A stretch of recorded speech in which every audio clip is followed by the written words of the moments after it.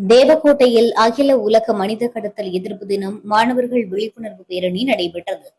சிவகங்கை மாவட்டம் தேவக்கோட்டை புனித மரியன்னை பெண்கள் மேல்நிலைப் பள்ளியில் அகில உலக மனித கடத்தல் எதிர்ப்பு தினத்தை முன்னிட்டு விழிப்புணர்வு பேரணி பள்ளியின் தாளாளர் அருட்சகோதரி பாத்திமா மேரி, தலைமை ஆசிரியை அருட்சகோதரி எலிசபெத் ஆகியோர் முன்னிலையில் நடைபெற்றது.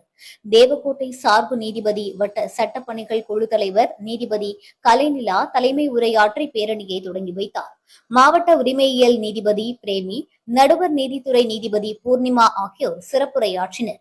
பேரணி பள்ளி வளாகத்தில் இருந்து தொடங்கி திருப்பத்தூர் சாலை வழியாக தியாகிகள் பூங்கா வரை சென்றது.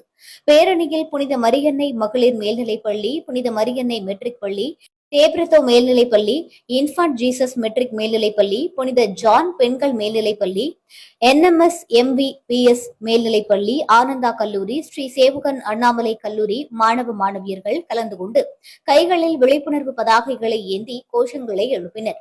தேவக்கோட்டை DSP கண்ணன், நகர்மன்ற தலைவர் சுந்தரலிங்கம், துணைத் தலைவர் ரமேஷ், பேரணி கொடையாளர்கள் தேவக்கோட்டை ஆர்ச் ரோட்டரி சங்க தலைவர் ஆண்டனி செவியர், தேவக்கோட்டை ரோட்டரி சங்க தலைவர் திருவேங்கடம், தேவக்கோட்டை ராம்நகர் பார்க் ரோட்டரி சங்க தலைவர் சுரேஷ் ஆகியோர் செய்திருந்தனர்.